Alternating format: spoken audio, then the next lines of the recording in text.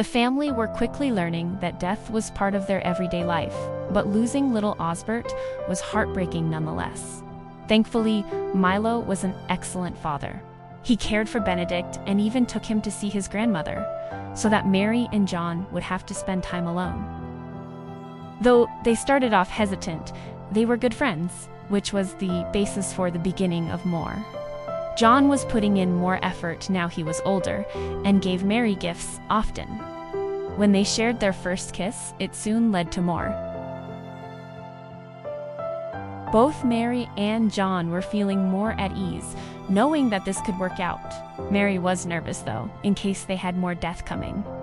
John was more resilient than everyone had expected, and after seeing so much death, he was able to comfort Mary, and even took charge of caring for little Benedict sometimes, to prove he was ready. Roll for Benedict, avoid 4 and 8. To everyone's relief, Benedict survives. John and Mary had a very small wedding, wanting to not make a big fuss. And with everything going so well, Milo suggested that he moved back in with his mother, so the newlyweds could begin their own family. He had expected a little pushback, but they both agreed readily. The house was already feeling full before they added more to it. So Benedict and Milo moved back in with his mother, which she was overjoyed about. John was coping well with winter's first snow, and Matilda had grown fond of him. The seasonal crops still grew, and they had enough spare that they could even begin making some money. Mary had been keeping a bit of a secret, though. She had been vomiting daily and feeling tired. She knew she was pregnant and told John excitedly. Thankfully, John was also pleased at the news, though after, Mary began to feel upset.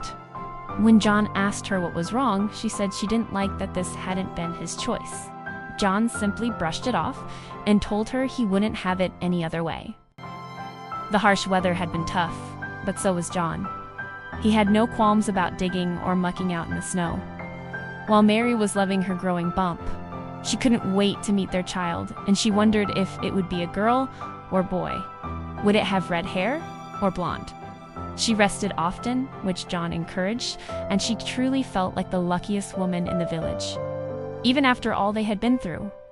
The closer it got to Mary's expected childbirth, the more excited the couple were. So when she awoke in the night in labor, they both hoped it would go smoothly. Roll and avoid 5, 10, 15, and 20 for Mary. Mary survives. Time for baby Simon, an heir. Simon also survives. Twins again? Gilbert's roll now. They couldn't believe their luck. A healthy labor and 2 healthy boys. Mary felt on top of the world.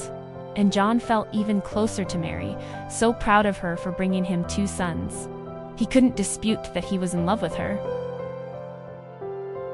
which he told her, and he made a vow right then to remind her every day. She had been his saving grace in the midst of the awful tragedies that had befallen him.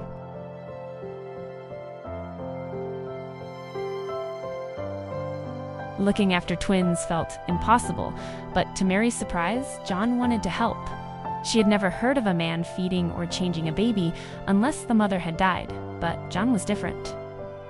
They took it in turns during the night, and John used the leftover donated milk from Benedict's recent weaning to feed their sons for as long as he could, which led to them trying for more babies very quickly.